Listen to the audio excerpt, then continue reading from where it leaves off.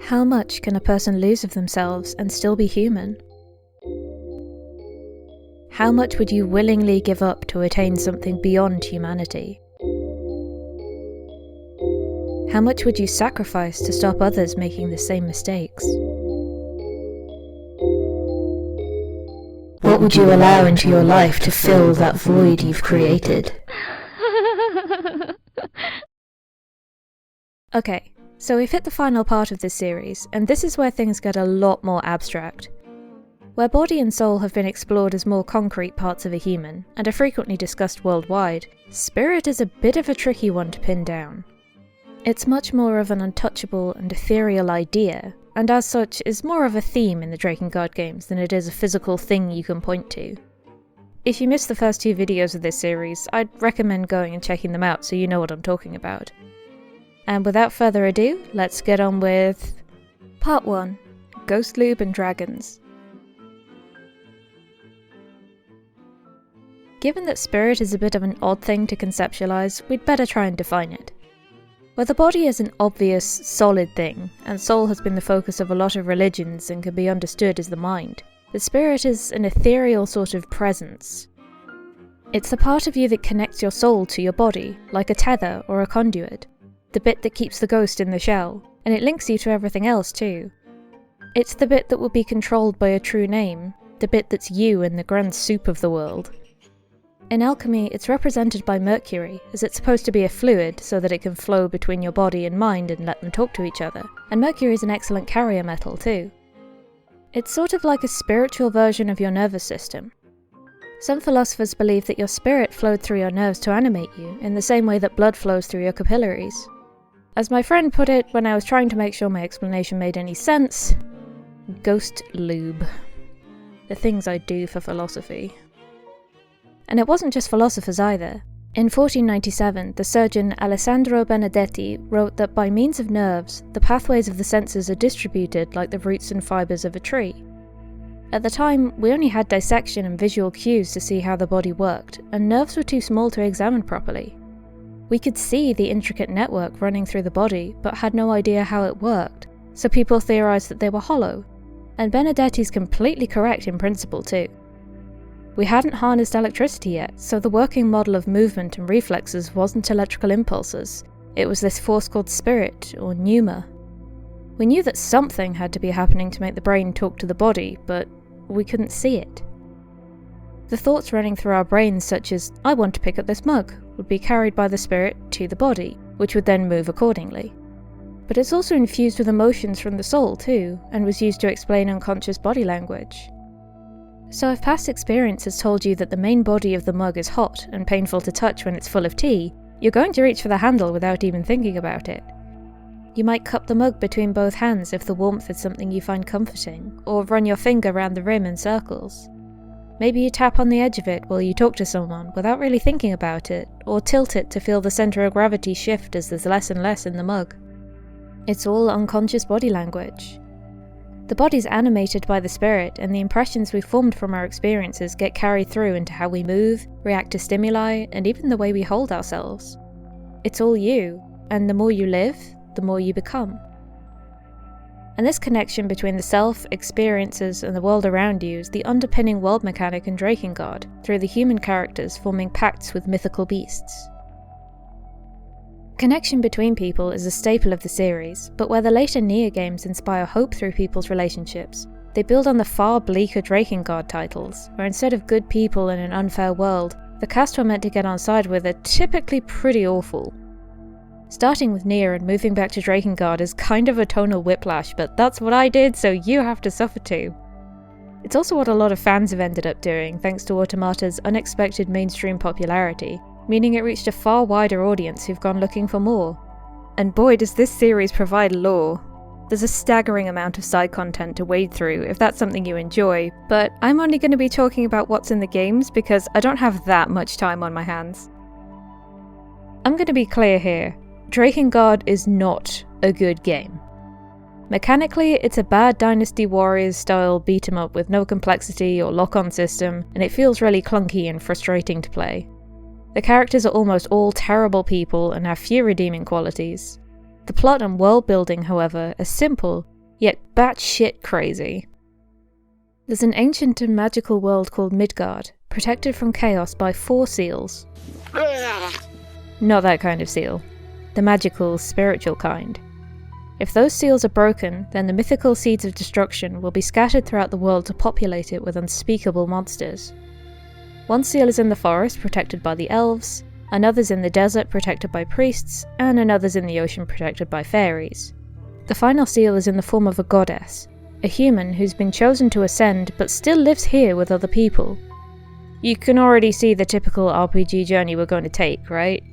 Forest temple, desert temple, water temple, goddess. Well. This game's a little confusing, so I'm going to quickly front-load the character names.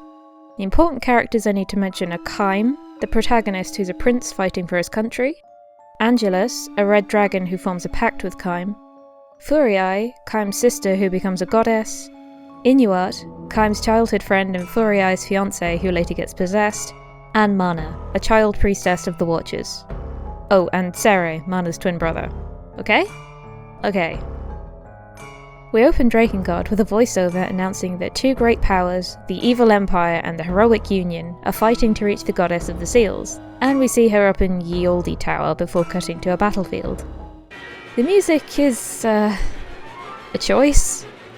I thought my PS2 wasn't reading the disc correctly, but no, it's just like that. And so is the rest of the soundtrack. We meet our protagonist, Prince Kaim, hacking and slashing his way through other combatants, and presumably the game's score, before he gets hit hard in the back, mortally wounded. You'd think this would cause him some trouble, but upon hearing that the goddess, formerly his sister Furiae, is in danger of being captured, he finds the adrenaline to pelt it back to the castle. Upon reaching it though, his wounds are getting the better of him, and he finds one last obstacle that he can't simply slash his way through. And this is where things get interesting. A red dragon has been captured and pinned down to the flagstones, triggering flashbacks in Kaim of the black dragon that killed his parents. In a fit of rage, he's about to strike the downed beast, but she spits at him that even if he does kill her, he can never dirty her soul, wretched creature that he is. This seems to bring him back to himself, and he realises that the 2 of them are dying from their injuries, and he decides that death is not for him. Much as they hate each other, the only way to survive is to become allies, and so, they make a pact. Now, pacts aren't well defined in Drakengard. What you see on screen is largely all we have to infer with as to their mechanics. Both parties reach inside themselves and bring out something, and fuse them together. This grants the human the strength of their pack beast, and also means they can communicate telepathically too, as well as with other pairs of pack partners. New radio frequency unlocked, I guess? But the added strength and the bound companion come at a price, and what that price is varies from pact to pact. You literally have to give up a piece of yourself in order to gain power. Kaim loses his voice, and so, thanks to that nifty telepathy, we'll only hear the dragon speaking for and responding to Kaim for the rest of the game. He gets a brand on his tongue as well to physically demonstrate what part of himself he sacrificed, and though it's never stated outright, it doesn't look like pack partners get to choose what to give up. Given what the other parties have to lose though, it seems to be something they personally treasure, and thematically that would make the most sense. But if that's the case, that does make a priest having to give up his hair kind of hilarious. Ah yes, the price of power. Male pattern baldness. It's important to note that the spirit's meant to be a sort of physical mechanism as well, in an abstract sense. A lot of alchemy was designed to work on both a physical level, like the characters tangibly losing pieces of themselves, as well as a metaphorical level, like their invisible ties to the pack beasts. But alchemy was grounded in the patterns people found in the world around them, intangible everyday observation, somewhere between magic and science. And I have a lot to say about magic as a concept, but that's a video for another day.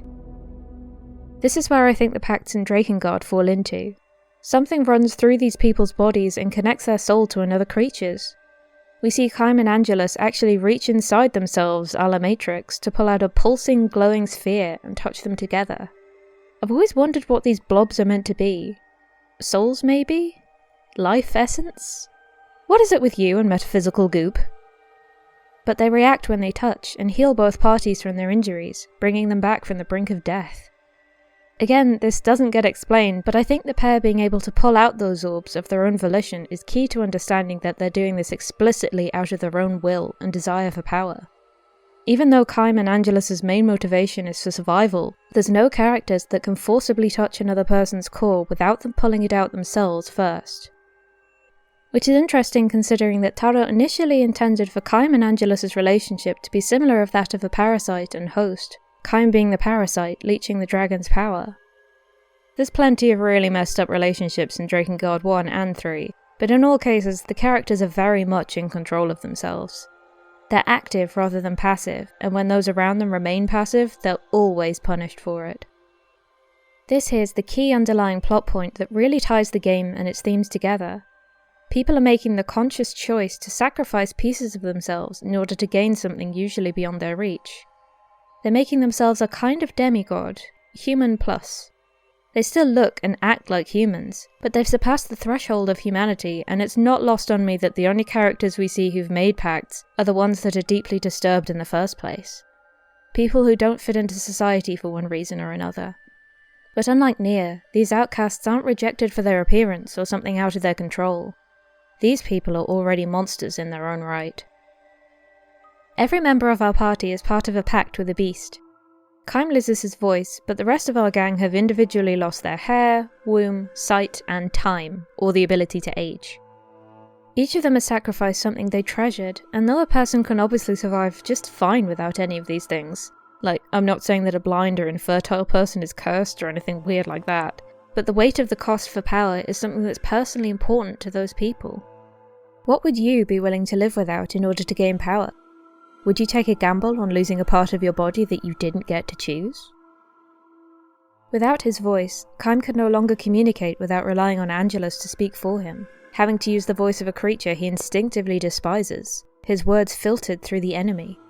And she could easily lie to or withhold information from the rest of the party. He's forced to trust that she'll do the right thing. Despite her pride and hatred of humans, Angelus is shown to be far less monstrous than Kaim, as she repeatedly asks him if he hasn't killed enough people and caused enough pain. She may hate humans, but Kaim seems to get a visceral enjoyment out of killing and maiming, and doesn't care whether the person at the end of his sword was guilty or innocent, which seems to disturb the dragon. She's arrogant and looks down on humans most of the time, scoffing at Kaim's friend Inuart for his weakness and obvious pining for Furiae. But every so often, Kaim's ruthlessness seems a little too much for her. But now that the two of them are bound, their actions begin to align more closely over the course of the game, and they thrive off each other's determination and strength. The other characters in our party are similarly messy. One was a repressed paedophile and became a hermit out of self-punishment, raising his younger brothers out in the woods after their parents were killed in the war. He's often at war with himself though, and eventually caves in to his desires and slips off into the forest, peeping on little boys, which... gross. But obviously that meant he relied heavily on his sight for pleasure, as well as the everyday navigation of the world, so for him it's a hefty price to pay for a pact. He placed his own desires over the lives of his family too, as when he's off indulging himself, his brothers were attacked and killed without his protection, and so he makes a pact with a fairy who wants to torment him, presumably out of guilt. He only tags along with Kaim in the hope that he'll end up dead as well, as we see him attempt suicide but ultimately lose his nerve, the fairy mocking him for his cowardice. He's gross, but yeah, the pact meant that he lost something he prized, and ends up allowing him to wallow in his self-hatred and engage in an uncomfortable self-flagellation. Another was driven mad by the loss of her village, watching her family and the rest of her community die around her, and we find her just after she makes a pact in prison with two elemental spirits. But the price she paid was her womb and her ability to have children, permanently preventing her from starting the next generation of the family she lost. She can't even hope for a future where she might integrate into a new village, beginning to nurture her own family, as the other elves are all imprisoned or killed. Still raw from her loss and traumatized to hell and back, this seriously skews her view of children, and to reclaim her ability to have a child inside of her, she begins to cannibalize them, eating the orphans of another village. Well, she kind of gets her karmic comeuppance for that one. What are you doing?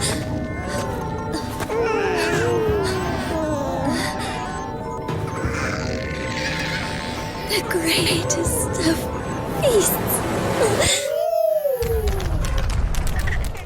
Those are the Watchers that I've mentioned in my Automata video. They're interdimensional beings that are breaking through into the world of Midgard.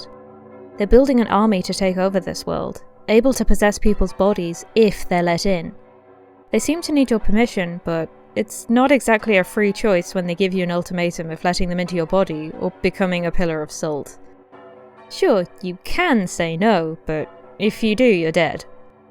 So they're possessing people, like a ghost or spirit, but still leaving the host's soul intact as we see two characters break free near the end of the game after you defeat them, including their own priestess.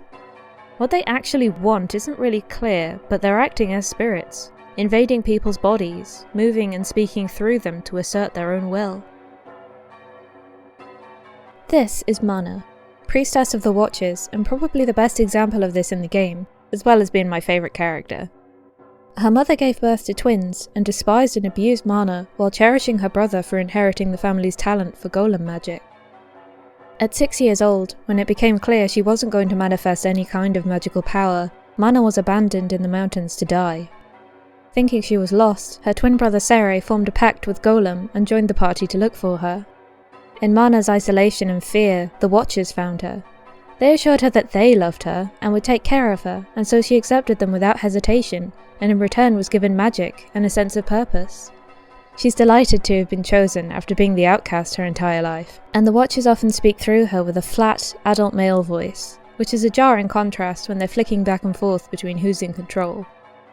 She spends a lot of the game talking about the love of the gods, giggling and twirling and singing to herself, despite being the head of a murderous army. Now that she has power, she's worthy of love.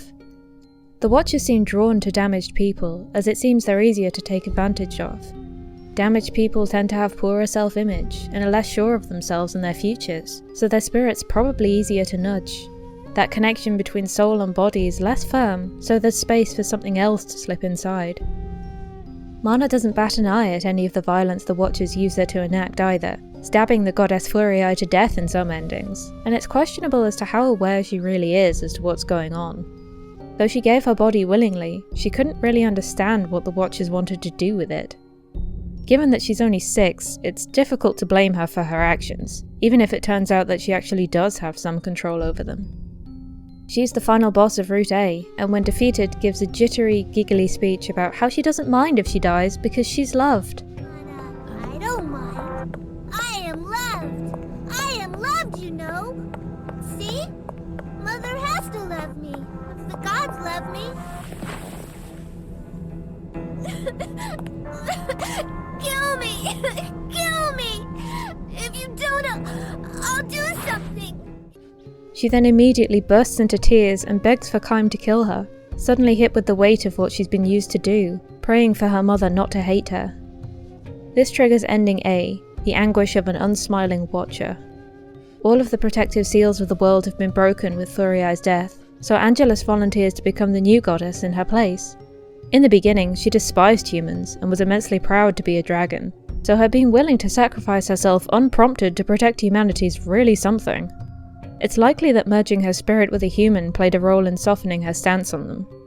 By the end, she finally trusts Kaim enough to reveal her name to him, and their relationship is also implied to have become both romantic and sexual. Ending B, on the other hand, even has the word spirit in the title, flowers for the broken spirit. Furiae didn't survive Mana this time either, being killed while Kaim and crew were heading for the fortress. Furiae's death hits deeply enough to snap her ex-fiancé Inuart out of his possession, something that goes so fundamentally against what he wanted that it can displace the Watchers, and is driven to despair. He's still in there underneath the possession, and only allowed the Watchers in to gain power to protect Furiae, but now his actions have led to her death. Terms of service violation, maybe? Before Furiae was chosen to become the goddess, she and Inuart were engaged. He'd always been jealous of how close she was to Kaim, and perhaps on some level he sensed her feelings for her brother weren't entirely platonic. He always hung around the two, keeping an eye on them out of some kind of insecurity, and when we hear the Watchers trying to manipulate him into a pact, they keep repeating, "All mine, Furiae, all mine." He wants to possess her and take all of her love for himself.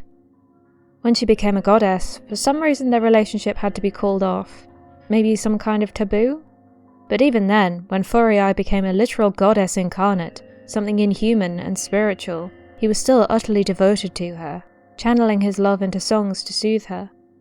When the Watchers possess him and make a pact with a black dragon to protect her, we see him pay a heavy price. Welcome to a world without song.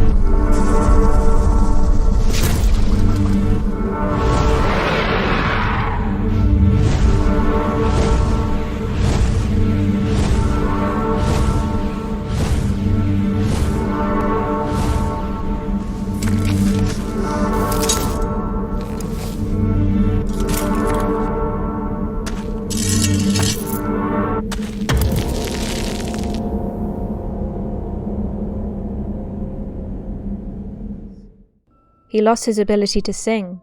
His love for Furii is at odds with his desire to protect her, but the Watchers assure him that they need each other to exist, and now she's dead by their hands. Inuart wrenches control of his body back from the Watchers and grabs her corpse, preparing to place her in one of the seeds of resurrection that the Watchers have been planting around the world as the seals break. Angelus, ever the voice of reason, points out that they're also called seeds of destruction, so maybe he shouldn't do that. We're too late to stop him, and something very interesting happens to Furii's body. The seed does resurrect her, but she's no longer her human or goddess self. A monster wearing her face and most of her body bursts from the seed, her hands scrabbling through as she pulls herself back into the world. These seeds are ringed with, to the surprise of probably nobody following this series, words in angelic script, and they kind of remind me of Adam's round cocoon in Automata. Furii's face smiles gently at Inuart, who reaches for her, assuming the process was successful, but she impales him with her new scorpion tail and wails to the heavens, eyes oscillating violently and wings bursting from the seed. She looks somewhere between a human and a biblical angel now. And I mean the accurate descriptions of angels here, covered in eyes with 4 sets of wings that have to keep repeating, "Be not afraid," because what the fuck is that? Yoko Taro sure does love his biblical imagery in this series. This not Furii is the final boss of this route, but the fact that her body's been used as a vessel for something else, something beyond human that we can't comprehend, feels horrific. Something new is puppeting and mutating the husk of a dead woman, and that's kinda fucked up, like a spiritual parasite. In the beginning, she was a soft-spoken princess, and even after she was chosen to become the new goddess, she still looked and behaved exactly the same as before. So it felt like not much had changed beyond Inuart no longer being able to marry her. It was a bit odd. Now though, she feels more like a true goddess. A goddess of destruction, reforging the world for the Watchers. Speaking of which, in Ending C, the Watchers use mana to call out to all dragons, calling them tools of the gods, to her purpose, and Angelus heeds the call. She decides to break her pact with Kaim and side with her own species despite everything that's happened over the course of the game, which I kind of don't buy. In getting to the fortress, she's already taken down an ancient form of dragon, which is considered a grave sin for her to fight against. So why is she willing to cross the line here? Especially as to reach this ending, you'll have already seen A, where she volunteers herself as a sacrifice for humanity, so her abandoning Kaim now feels really off. And if this is a deeply spiritual bond that can bind 2 creatures together with forces beyond human comprehension, why is it so easily broken? And seemingly without Kaim's intent either. Yoko Taro said in interviews that, "I don't actually give it a whole lot of deep thought when coming up with the themes." And yeah, that really shows with this title. But hey, intentional or not, I've personally found a lot of meaning in these games, and I think it's amazing that lots of other people have too. Drakengard 1 though, not so much. Ah well. In Ending D, the wild dreams of a deluded child, we see the Watchers released into the world.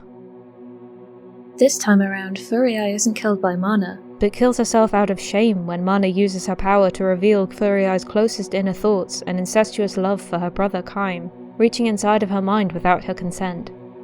So, I mean, it's still Mana's fault, even if she didn't have the knife this time. Again, we see someone manipulating the spirit to invasively grasp inside someone. The world starts to quake, with apocalyptic roars and howls being heard from outside the fortress, as the goddess chooses death, and that's not the only separation of this ending. If Mana's twin, Sere, finds her and realises that this isn't his sister anymore, he calls out to his pack partner to help. I don't know if this was a mistranslation or something, because the golem's version of helping a possessed 6-year-old is to crush her to death. But anyway, Mana's death causes the sky to pulse and a rift to split the clouds, but instead of a roll of thunder, we hear gurgling and cooing.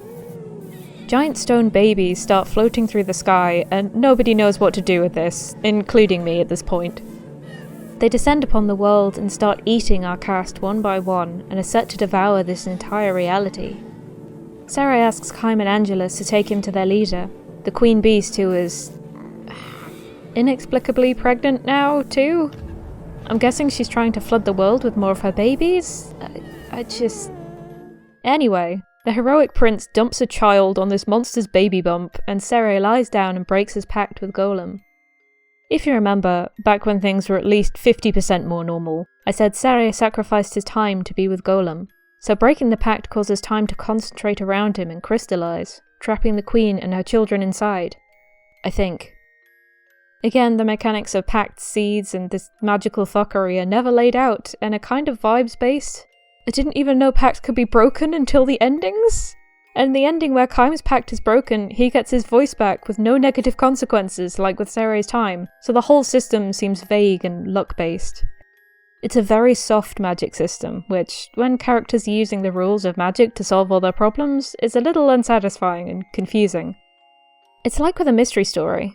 If somebody solves something with clues that weren't shown to the audience beforehand, it feels hollow and disappointing. Looking at you, BBC Sherlock. I'll do a video on the mystery genre someday. Anyway. And ending E leads to the Nier series, with Angelus and Chaim flying into the rift of space-time with the Queen Beast as they fight, and ending up in Tokyo. Though it was intended to be a joke ending to reference the anime Neon Genesis Evangelion, it does flow nicely into the first Nier game in its own bizarre way.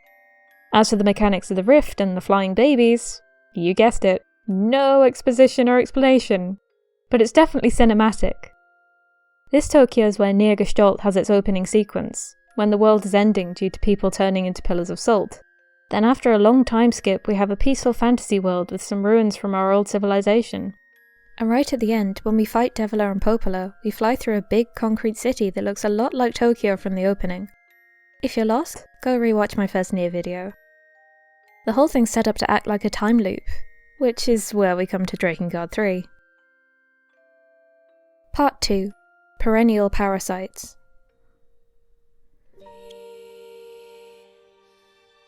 Drakengard 3 serves as an origin story way back in Midgard's history, giving us more context around dragons and the birth of the Cult of the Watchers. And then we have a Cord, who's literally following along the game's branches along with us, the original observer.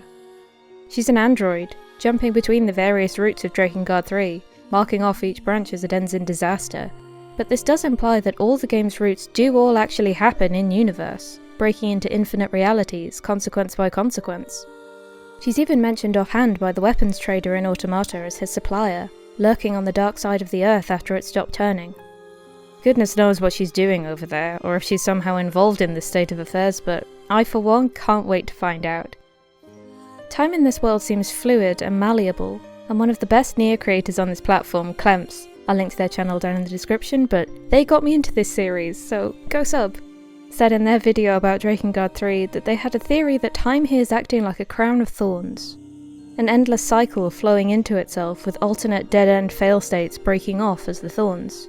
Fitting, given the suffering this series inspires. Love in Drakengard 1 is corrupting, a weakness to be manipulated by creatures that know the underlying truth and motivations of the characters. Inuart destroys himself for a woman who isn't allowed to want him. Thuriai kills herself out of shame for her own forbidden, incestuous love. Chaim and Angelus are separated after one final act of trust. Connections aren't allowed to be made, and I think that's what makes going back to Drakengard so jarring after Nier, where the saving grace of the world is the people. Where Nier can be melancholy and depressive, there's always hope and understanding and love. Drakengard drops you in a world where you're surrounded by bad people doing bad things who give in to their worst instincts at every opportunity. It's bleak and it's angry and it demands that you kill to succeed, then punishes you for it. Drakengard definitely feels like the earliest and edgiest game in the series, but it's a good foundation to grow from. Drakengard 3, on the other hand, has a protagonist with a built-in connection to her enemies. All of them are intoners, who can harness the power of song to summon angels, demons, and dragons, oh my. But they're all born from our protagonist Zero, and the magical flower blooming from her eye. Okay, so Zero here is basically patient zero for everything that happens in the rest of the universe. After a lifetime of abuse, she's finally washed up and dying of an illness in a jail cell, and in her final moments the last thing she sees is a pretty pink flower. And those suddenly aren't her final moments anymore. The flower infiltrates its way into her body and will resurrect her every time she dies, as well as granting her the powers of an intoner, a goddess of song who can weave magic with her voice. Zero's horrified and tries to dig the flower out of her body with a sword and attempts suicide, but the flower retaliates, not only by resurrecting her, but by splitting her into another 5 copies of herself and distributing her new powers amongst them to boot. Now, it's not all bad. These 5 sisters, 1, 2, 3, 4, and 5, use their magic to bring peace to the world and overthrow the current corrupt leaders. They're revered as gods, each cared for by a disciple, and seem genuinely invested in keeping peace in Midgard. But Zero believes that the flower will take root deep in each of her sisters too, an internal parasite, and will eventually grow to control their minds and bodies. And she believes this is her fault as well for trying to destroy the flower, so she has to take responsibility and wipe out the other intoners before they can lose themselves, as they're all parts of her. Each sister that remains is one more chance for an apocalypse. So, Zero's plan is simple. Kill her sisters and then herself, making sure a dragon deals the final blow to her, as their magic is naturally opposed to the flowers. She masks her guilt with arrogance and spite, and the game opens with her confronting the intoners with her dragon, Michael, determined to kill them all. Unfortunately, she fails, and Michael is killed in the process. The flower inside Zero bursts from her eye, its grip on her tightening as it senses her hostility, wordlessly threatening to make her into its first mindless puppet. Michael was the one person in the world she trusted, but now he's gone, replaced by a reincarnated shell of himself, Mikhail. Zero frequently refuses to use his name, telling him that he hasn't earned that right, and constantly compares him to Michael. Though they look the same, Mikhail is essentially a child at this point, the rest of the game occurring a year after the opening, and Zero seems determined not to attach to him, treating him like a liability, insulting him, and reminding him constantly that Michael was so much stronger and more competent. He's idealistic and a pacifist, at odds with both Zero and his former self's goals. With none of Michael's memories and a reborn body, the only remaining part of Michael seems to be the spirit, that underlying animating force. They're completely different people, but perhaps this is what the proud Michael was like when he was younger, and Mikhail's base personality is an echo of him. We don't get to know, but I like to think of it as when a family member tells a child that they take after someone. There's some spark within the child that inherently links them to another person in another time, and I like it. And it's Mikhail that actually becomes the subject of the first ever pact. In Ending B, Mikhail's poisoned and dies as Zero yells at him not to leave her like everyone else. In her grief and rage, she screams at the cursed flower, and as she goes to rip it from her eye, she suddenly remembers the abilities it grants her. If it can bring her back from death, surely it can save her friend. She calls out to the gods of the world and says, "Heed my call! By the power of my song, I hereby forge a pact. In exchange for the life of this dragon, gods of the east, goddesses of the west, I offer up the flame of my life as payment." From there we see her lips move, but there's no audible dialogue, so again we still don't get any firm parameters on the mechanics of pacts, but Mikhail does wake, with a pretty pink flower in his eye.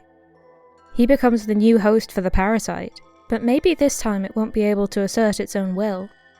Given that a dragon was needed to kill the flower in Zero, perhaps Mikhail's form of magic will stop it from taking hold.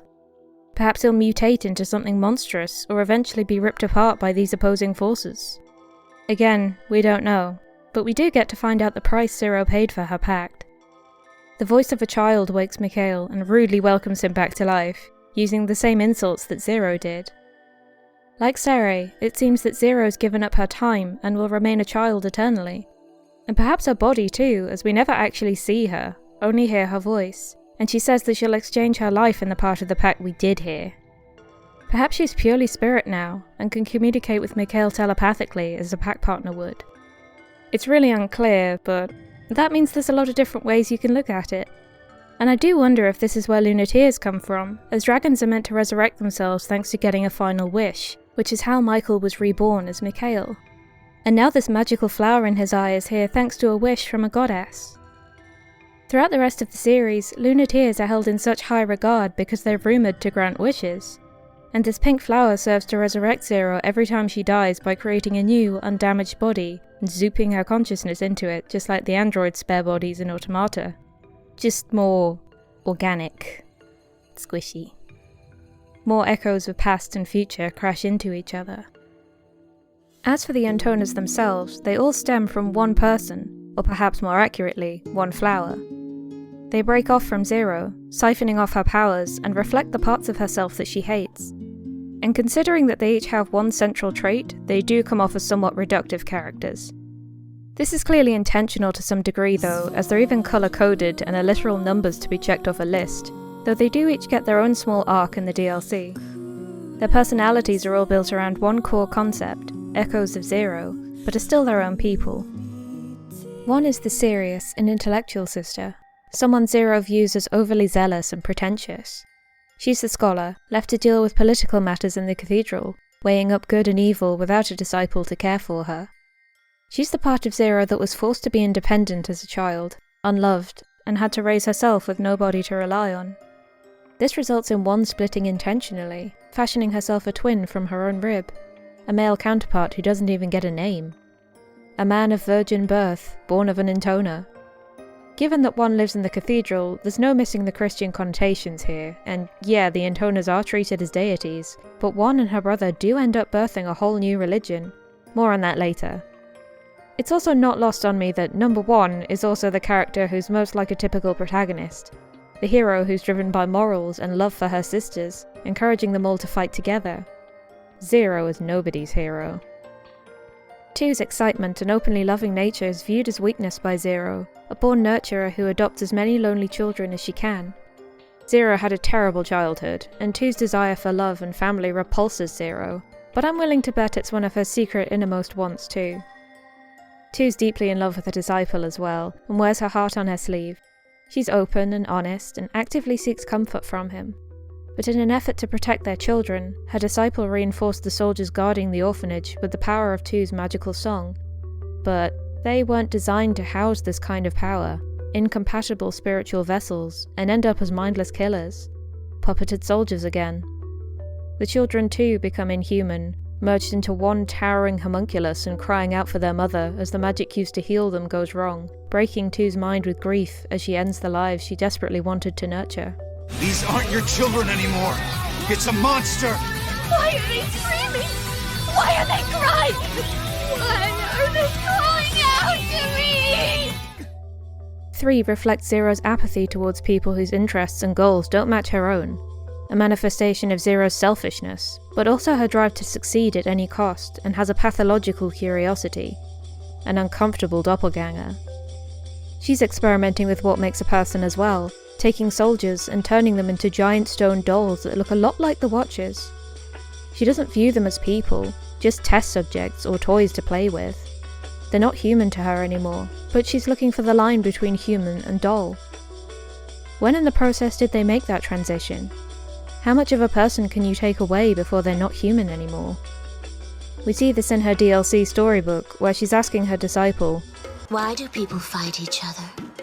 The man replied, "I don't know." Why do people move? Why do people think? Why do people live? To which our answer is spirit. Once she crosses the line between making cloth dolls and treating humans as dolls, there's no longer any way back for her. The text describes her as broken, and she even moves with the lethargic, drooping motions of a rag doll, hands encased in scissors. Is she still human? Worse is 4, who exists as the concept of Zero's war between her inner self and the self she shows to the world.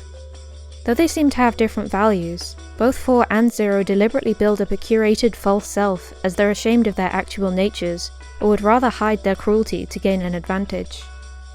This entire world will sing for me!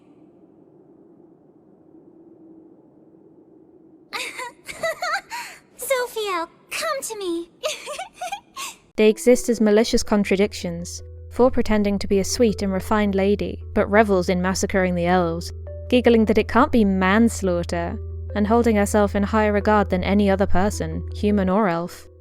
Again, she's calling the shots on what's human, and decides that anything inhuman can be ground under her heel. Even her song forces Mikhail onto a predetermined on-rails path during her boss fight. The demon she summons is even shaped like a fantasy fortress or castle. She's guarded and puts on displays of grandeur, and the mechanics of the fight mean that you literally have to jump through her hoops if you want a chance to kill her, which is pretty impressive to be honest. They both have superiority and shame complexes, dancing the line between false confidence and self-assurance that they're only doing what anyone else would in their positions. We see 4 and 0's complete inability to connect to other people and be vulnerable, as they know the self beneath the mask isn't one they want others to see. And finally, 5 is the basest part of 0 that wants and craves and is ruled by her desires.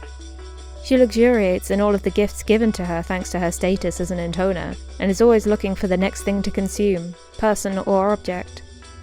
She takes what she wants, and 0's disgusted by her endless appetite, but of all the sisters, well perhaps 2, she has the biggest zest for life and its pleasures. By indulging in the here and now, she's actually fairly happy with her lot in life, though she doesn't seem to recognise the strain that places on her disciple. Another reflection of 0's selfishness, but also her very basic wants and desires of a person. Framing those base wants as selfish through 5 might suggest 0's attitude towards her own wants and needs isn't exactly healthy, as she's been denied love and safety throughout her life. Perhaps she believes that she can only have these things by forcibly taking them, as she does by claiming each sister's disciple as she murders them. Or perhaps she envies 5, as she seems allowed by the world at large to take whatever she likes with little consequence. There's an inherent connection between all 6 of the girls, not just in the way they were made or in the traits they share, but also in their magical nature. The real thing that sets them apart from the rest of the world is their power over it. There's something spiritual in being able to hear the songs of the universe, the girls being able to channel that music through their bodies and manipulate the song to call forth angels and demons bent to their will. There's something eldritch and terrifying about that too, I think. Humans have always found magic in music, in chants and hymns and songs. The lure of the siren, or song of an angel, have enchanted humans for time immemorial. Never follow the mysterious singing in the woods at night, or the fair folk will come and take you away. Light can burn, song can madden, flowers can poison. Music becomes an invitation to the uncanny. I absolutely love how the intoner's abilities are implemented in-game as well, as when you're in combat, you can enter intoner mode, and the background music suddenly has lyrics as 0's tapping into the rhythm of the universe itself. Go on! Don't get yourself killed on my account! So the girls aren't just connected to each other, but tangibly to every other living thing, mundane and magical. And they can channel those connections according to their own will. They're vessels of spirit. And this is best demonstrated by the final branch's boss, the intoners themselves. Anyone who's played Drakengard 1's heart probably sank as the final cutscene turned grayscale. Yep, it's rhythm game time. And it's so much worse than the Queen Beast.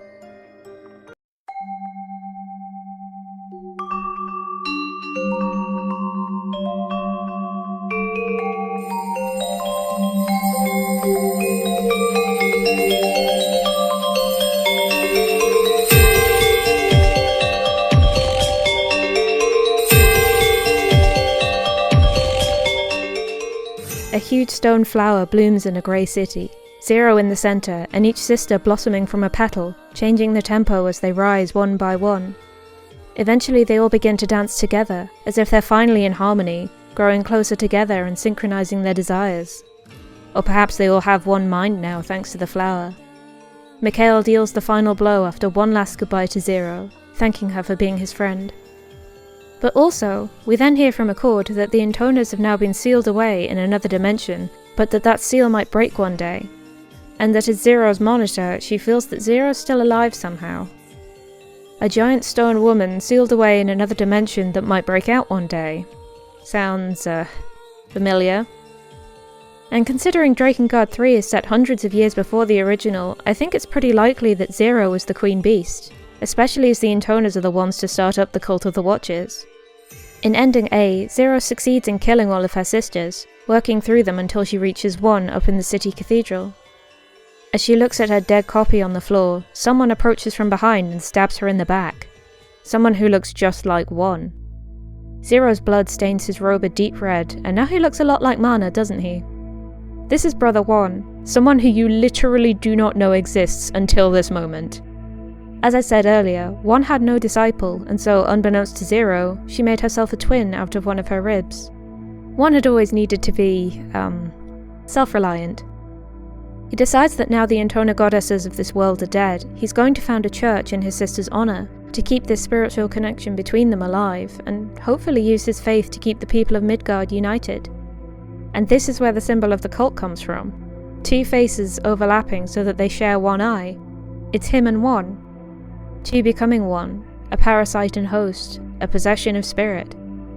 This eventually becomes the Cult of the Watchers, and may just release the Intoners back into the world centuries later. These ideas echo down through the world over and over, of dual selves, of split selves, of connection and love becoming violence. History repeats itself through tides of time. And of course we have the strangest outlier time-wise, Accord. Somehow there's an android here. This game makes a lot of fourth wall breaking jokes, and they're fine. Whilst I love this series, the sense of humour in this title is not my cup of tea. There's a lot of just, heh, sex. Or, had that character shrugged at the camera.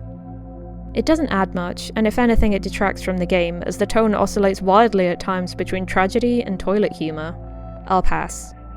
But after each ending, we get Accord's observations on the branch from A through to D, Accord watching the events from somewhere off screen and recording the data, looking for the best timeline to follow. She's an observer, narrating Zero's progress between missions, but seems to be able to manipulate time and space, so it's likely from somewhere beyond Automata's time, but it's hard to say for sure. She's briefly mentioned in Automata by the weapons trader as a source for his wares, and here too she's implied to be the one stocking the stores for Zero, which is odd? Not only that, but in the new remake of Nier Replicant, Yona's diary mentions a strange merchant coming by called Accord. Outside of the game, her novella says that she's the one who's recording all the in-game weapon stories attached to each piece you find across the games, like a weapons librarian or historian. And yes, she has written her own weapon origin fanfic. I thought you all needed to know that. She seems to have become personally invested in Zero as well, multiple copies of herself appearing after ending D to clean up the mess after the Intoners are sealed away, stating that she feels that Zero's still alive somewhere. And she's aware of the player too, physically adjusting the camera and thanking you for playing, hoping to see you again someday.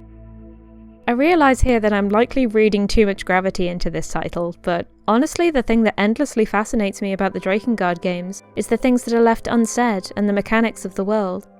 The plots are fairly straightforward, which is why I haven't really talked about them much here. Go kill people to protect seals. Go kill your sisters and then yourself.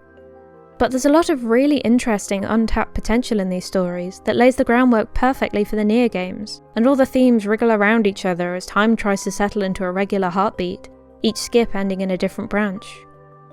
Accord seems to know roughly which branches are considered a success, but even she's taken by surprise at times, commenting in Ending B that the singularity known as Zero has created a new concept known as a pact, and that she's unsure how this will affect the future. We get to see snippets of her notes with coded events being linked together in flowcharts, as if there's already a distinct handful of events that can play out, and she's looking for their causes. In Ending C, Zero succeeds in killing her sisters, but Mikhail is also dead by the game's end, so Zero has no way to kill herself without the flower resurrecting her again. And the flower seems to be retaliating violently as Zero stumbles forward, vomiting and laughing to herself. Accord says, "I'm afraid there's little chance of finding a solution in this timeline, and that she recommends sealing off this branch." What is she looking for a solution to? Preventing pacts? The Watchers? The Queen Beast? The Red Eye disease? Perhaps one miracle timeline where none of these things occur.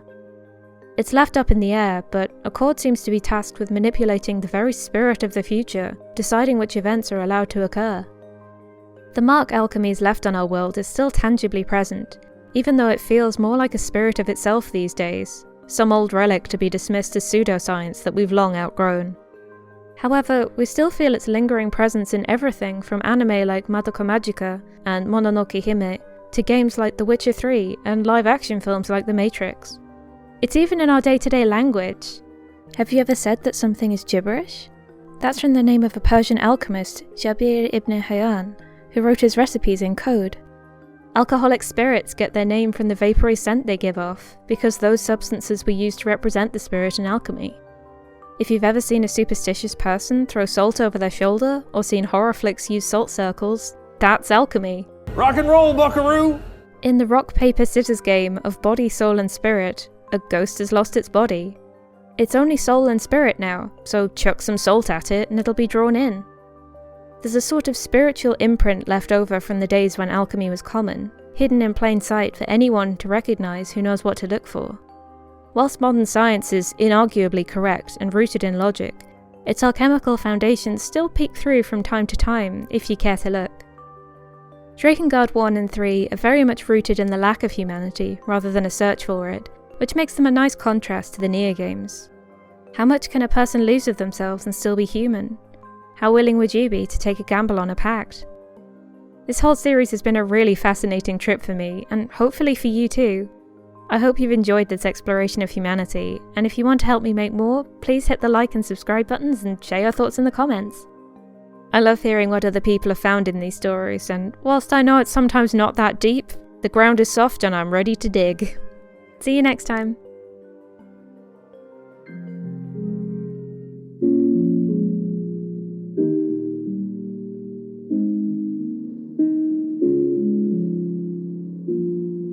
It's like I just found something special.